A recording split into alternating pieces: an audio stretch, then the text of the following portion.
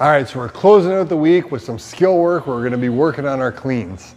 So we're gonna start with 3 minutes of clean mobility work.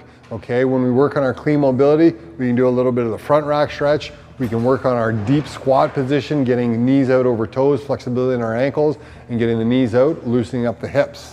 And then we're gonna work through some drills to reinforce various segments of the clean. 3 muscle cleans. This is where we're standing up nice and tall, using the pull of the traps and snapping the arms underneath. 3 hang power cleans.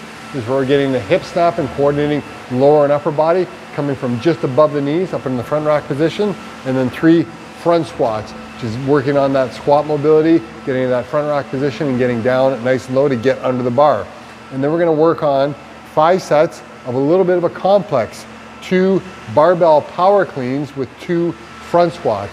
So you'll take the barbell, you'll power clean it, so we're coming right from the ground, but we're gonna catch it nice and high. We'll put it back to the ground, a second power clean, keep it in the front rack position, and then we'll do 2 reps. We'll put the bar down, we'll add a little bit of weight, and we'll progress through 5 sets.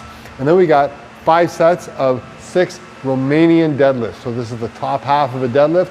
We'll start up high and we'll work top down, pushing the bum back, bar goes to the knees, and then we're gonna stand up nice and tall, building strength in that hip hinging position.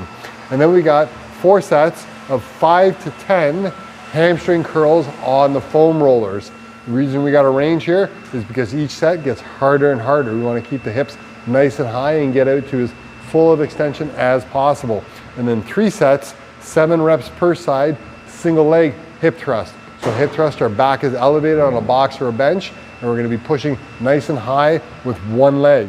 And then finishing off with 2 sets of 10 to 15 reverse calf raises.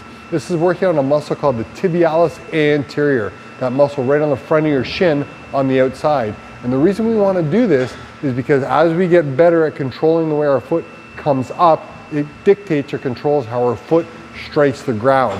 And when your foot strikes the ground, that will dictate how force enters your body. And we want our force entering our body nice and controlled, and that's going to improve our gait mechanics and lead to long-term health. So we look forward to seeing you on Friday for a great clean workout.